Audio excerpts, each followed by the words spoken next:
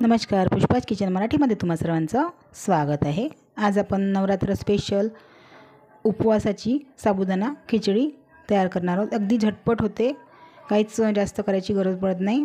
तर इथे मी रात्री साबुदाणा भिजत घातलेला होता। रात्री जर दिवसा खायची असेल सकाळी 11-12 वाजता तर रात्री छान असा साबुदाणा 10 वाजता रात्रीच्या भिजू टाकायचा आणि साबुदाणा भिजवताना स्वच्छ धुवून घ्यायचा आणि त्याच्यावर इथे अर्धा इंच पाणी ठेवून द्यायचं, म्हणजे साबुदाण्याच्या वरपर्यंत अर्धा इंच पाणी ठेवायचं, म्हणजे छान असा साबुदाणा मोकळा सळसळीत भिजतो। तर साबुदाणा चांगला भिजत घातला होता आणि त्याला छान असा मोकळा करून घेतला मी आणि त्याच्यामध्ये तिखट मीठ इथे मिक्स करून घेतलं आणि थोडीशी साखरसुद्धा टाकली, म्हणजे झटपट आपल्याला ही साबुदाण्याची जी उसळ आहे ती फोडणी देता येईल।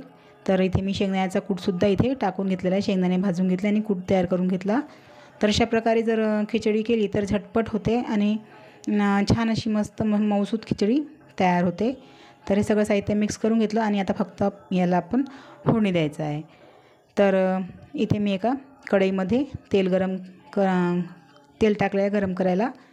तर इथे मी थोडेसे शेंगदाणे तळून घेते। शेंगदाण्याचं कूट टाकलं तरी पण शेंगदाणे टाकल्याने छान अशी खिचडी छान लागते खिचडी। तर शेंगदाणे आता तळून घेतलेले आहे, तर ते काढून घेते मी। आणि जर काढायचे नसतील इथे आपण शेंगदाणे झाल्यानंतर इथेच आपण मिरची वगैरे टाकू शकतो, पण मी इथे काढून ठेवत आहे। तर शेंगदाणे तळून काढून ठेवलेले आहे ते। आणि आता खिचडी फोडणी द्यायसाठी मी त्याच तेलामध्ये जिरं टाकून घेत आहे अर्धा चमचा आणि थोडासा कढीपत्ता आणि लांब लांब कापून घेतलेल्या मिरच्या। थोडंसं तिखट घातलेलं आहे म्हणून मिरच्या जास्त घालायच्या नाही, किंवा तुम्ही मिरच्यासुद्धा घालू शकता तिखट न घालता। आणि चवीला मीठ देखील घातलं आहे, साखर देखील घातलं आहे, सगळंच काही घातलेलं आहे। आता याच्यामध्ये फक्त आपल्याला इथे आलू कापून घ्यायचे आहे। तर मी मोठा आलू घेतला आणि त्याला असं लांब लांब कापल्याने छान असं मस्त दिसायलाही छान दिसते आणि चांगली लागते। तर खिचडीमध्ये आलू तर चांगला मिक्स करून घ्यायचा आहे याला असं, आणि अगदी 2 ते 3 मिनटामध्ये असे आलू शिजून जातात, कारण लांब लांब पातळ अशा फोडी कापलेल्या आहे आपण म्हणून। तर मी डायरेक्ट तिकडेच मीठ टाकलं होतं साबुदाण्यामध्ये, म्हणून इथे मीठ घालायची गरज नाही। अगदी मीठ नाही घातलं तरी शिजते लवकर। बरेच जण आलूमध्ये मीठ घालतात लवकर शिजलं पाहिजे म्हणून, पण असेही आलू छान असे शिजतात, अगदी 2 ते 3 मिनटामध्ये आरामात शिजून जातात झाकून ठेवलं तर। तर आलू छान असे शिजलेले आहेत। तर आता फक्त आपल्याला याच्यामध्ये डायरेक्ट हा साबुदाणा टाकून घ्यायचा आहे। मी 1-2 वेळा असं झाकून ठेवलं होतं आणि छान असे आलू शिजलेले आहेत।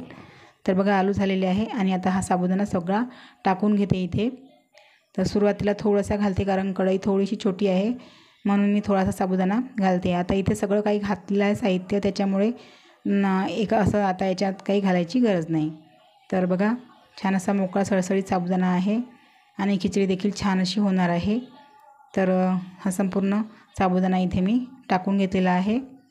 तर बघा असं याला व्यवस्थित मिक्स करून घ्यायचं आहे। तिखट मीठ तर लागलेलंच आहे याला, पण थोडंसं असं मिक्स करून घ्यायचं आहे। आणि हे शेंगदाणेसुद्धा टाकून घ्यायचे। तुम्हाला नंतर खायच्या वेळेस टाकायचे असतील शेंगदाणे तरी काहीच हरकत नाही, नंतर टाकू शकता। तर झटपट होते ही अशी खिचडी, अगदी 5 मिनटामध्ये ही खिचडी आपली तयार होते घाई गडबडीमध्ये। तर एक वाफ काढून घ्यायची आहे म्हणजे, आणि गॅसचा फ्लेम कमीच ठेवायचा आहे, म्हणजे झटपट अशी आपली खिचडी तयार होऊन जाते।